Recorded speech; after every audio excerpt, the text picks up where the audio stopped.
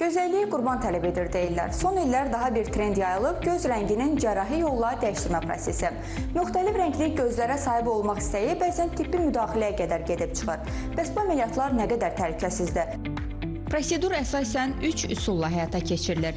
Gözə süni iris implantının yerləşdirilməsi, irisdə lazerlə pigmentin dağıdılması və buynuz tatu flak əməliyyatının keçirilməsi. Süni iris implantı əməliyyatı ilk dəfə Birləşmiş Ştatlarda tibbi məqsədlə tətbiq olunub, lakin bəzi ölkələrdə estetik məqsədlə də icra olunur. Elə ölkəmizdə də gözlərinin rəngini cərrahi müdaxilə yolu ilə dəyişdirənlərin sayı az deyil.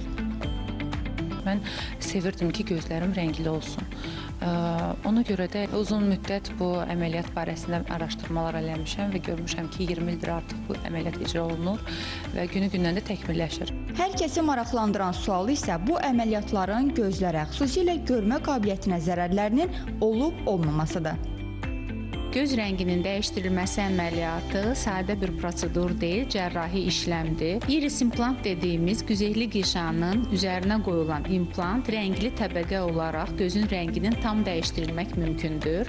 Süni iris implantı göz daxilində təzyiq artımına da səbəb ola bilər. Bu isə qlakoma, buynuz qişanın zədələnməsi və hətta daimi görmə itkisi kimi təhlükələrə yol aça bilər. Lazer üsulu isə iris pigmentini parçalayaraq rəng dəyişimi yaradır. Lakin bu üsulun da uzun müddətli təsirləri tam araşdırılmayıb.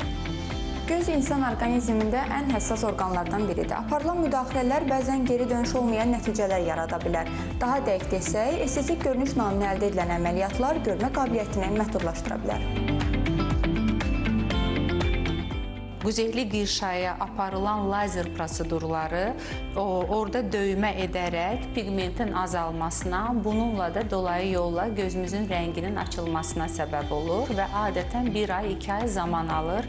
Alternativ üsul kimi rəngli linzalara da maraq var. Ancaq mütəxəssislər xəbərdarlıq edir. İstər əməliyyat, istər linza, hər iki halda həkim məsləhəti mütləqdir.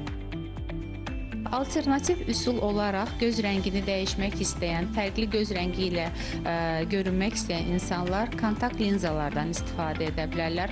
Mütəxəssislər bildirir ki, estetik məqsədlə gözə edilən müdaxilələr tibbi zərurət olmadan tövsiyə edilmir. Hətta bu əməliyyatın ilk icra edildiyi Amerika başda olmaqla bir neçə ölkə hazırda flak əməliyyatlarına qadağa qoyub.